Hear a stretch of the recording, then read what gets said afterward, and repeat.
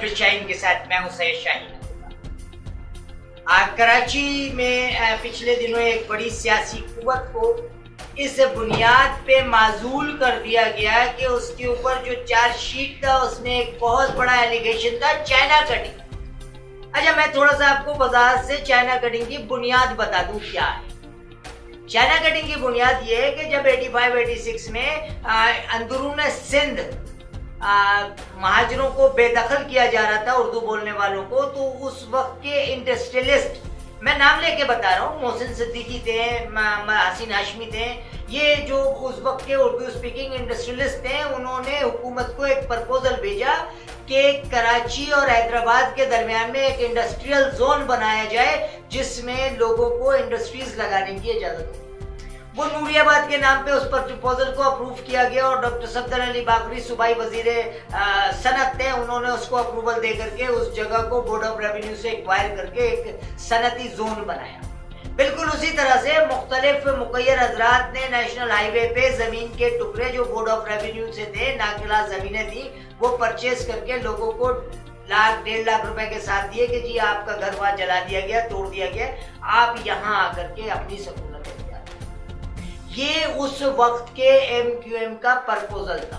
अच्छा, फिर ऑपरेशन 92 में शुरू हो जाता है, MQM की आला क़यादत मुल्क से बाहर चली जाती है, तो वो लोग जो अपॉर्चुनिस्ट थे, जो फंडामेंटल, जो जिनका नजरिया वगैरह, तो क्या बस उनका मकसद था पैसे कमाना, और वो भी मुत्तहिदा के जिम्मेदार थे, उन्होंने पार्कों को और तमाम चीजों को इसका प्रपोजल दिया मंजूर कादिर काका ने KBCA से कि जी ये पीपल्स पार्टी की कोलिशन पार्टी थी MQM, और उन्होंने जनाब वो ग्राउंड्स को, मसाजिद की जगहों को, एसटीज को काट दिया, जिसको चाइना कटिंग का नाम दिया गया। अच्छा, इसमें भी मुत्तहिदा कौमी मूवमेंट सिर्फ ब्रोकर थी।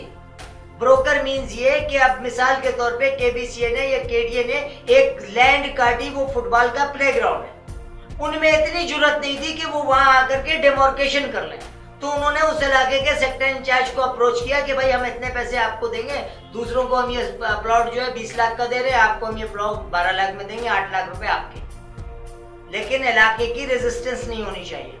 अच्छा, मुत्तहिदा कौमी मूवमेंट इस पाकिस्तान की वाहिद जमात थी जो पब्लिक में पेनिट्रेटेड थी। मकसद उनको हैंडबिल और पंफलेट नहीं निकालना पड़ता था, वो सिर्फ टेलीफोन कर देते थे, पूरा का पूरा इलाका उनके साथ था, क्योंकि पब्लिक मैंडेट उनके पास था।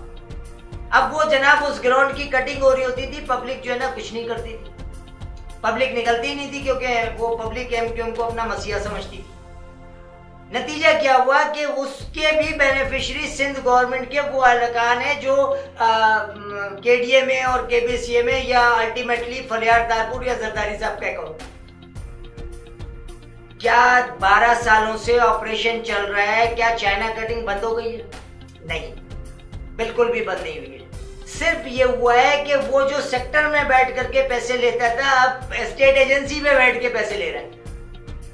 वही KDA से सारी कार्रवाई हो रही है, वही बोर्ड ऑफ रेवेन्यू से सारी कार्रवाई हो रही है, वहीं से NOC मिल रही है, सब कुछ वैसे ही है, सिर्फ टाइटल चेंज हो गया है।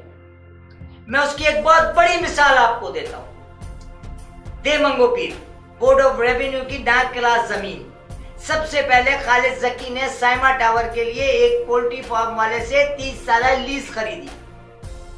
लीज खरीदने के बाद जाहिद बलोच उस इलाके में जिसने आबाद कराया हुआ था उन पहाड़ों पे अपने लोगों को, उससे जाके बात की, उससे वो इलाका खरीद करके सारा कोई 7 एकड़ के ऊपर या 27 एकड़ के ऊपर उसने साइमा का प्रोजेक्ट लॉन्च कर दिया। उस जमीन की देखिए 3 जगह से NOC चाहिए होती है, लियारी डेवलपमेंट अथॉरिटी से, KDA से, और तीसरी वो जो आपकी मली डेवलपमेंट अथॉरिटी। तीनों जगहों को पैसे खिला के उसने NOC ले ली, बाउंड्री वाल के अंदर अपना प्रोजेक्ट बनाया, जबकि अभी तक वो जमीन MPGO नहीं है। आज यानी आज की तारीख 2 फरवरी 2021 तक वो जमीन जो है रिकॉग्नाइज नहीं है। KDA ने अपने दरवाजे के बाहर एक बड़ा सा नोटिस लगाया हुआ है कि इन जमीनों के ऊपर जो तिजारत या कारोबार हो रहा है वो गैर कानूनी है, क्योंकि वो जमीन KDA के MPGO में शामिल ही नहीं है, वो नाकिला जमीन है जिसको अभी तक KDA ने एक्वायर नहीं की है।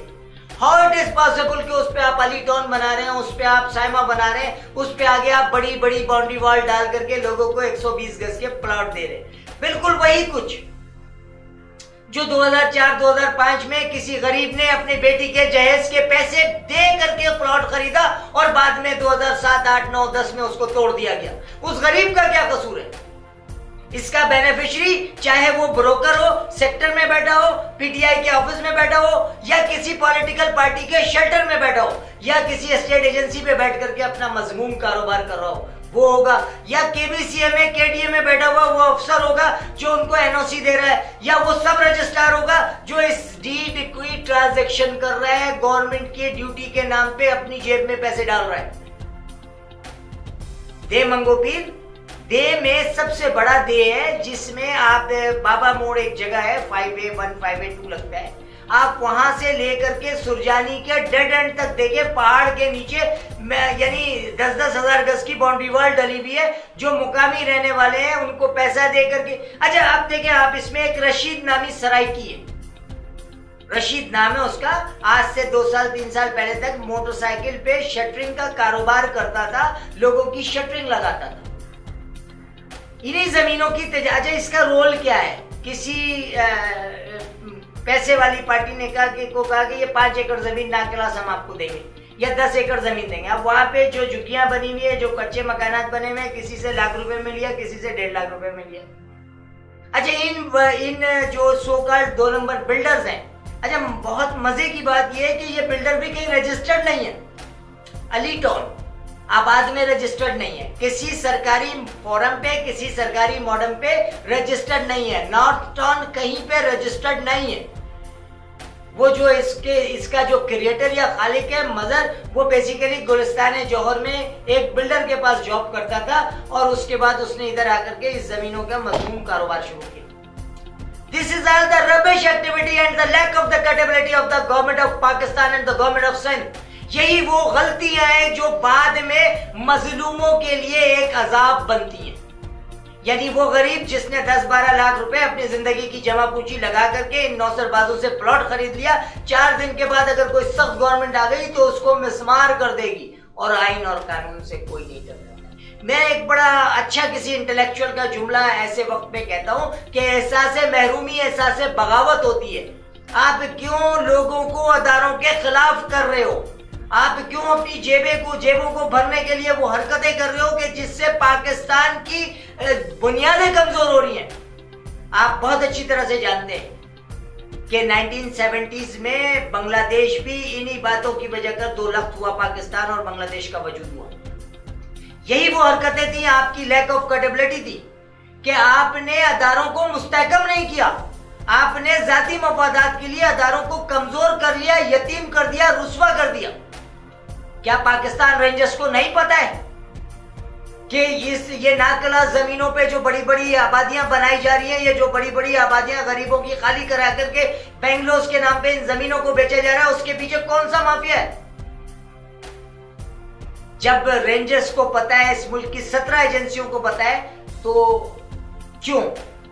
मैं एक छोटी सी मिसाल दे दूं, बहुत छोटे छोटे वेब टीवी चैनल के लोग जो हैं वो वहां जाते हैं और वहां से लाखों रुपए उनको मिलते हैं कि आप हमारे मामला को। अच्छा ये 2 साल 3 साल में उस पूरी जमीन को ठिकाने लगा करके अपने अपने घरों में चले जाएंगे। उस रशीद को कोई नहीं पहचानेगा, वो जिस डेरा अला यार से या डेरा गाजी खान से जहां से आया होगा वहां जाकर के अपना बंगला बना के रह रहा होगा, उसको जरूरत नहीं जिंदगी में काम करने की। लेकिन जो 2-3 हजार लोग उसकी वजह कर विक्टिमाइज होंगे, वो कहां जाएंगे, वो किससे शिकायत करेंगे, गवर्नमेंट किस तरह से उसके पैसे निकाल के देंगे?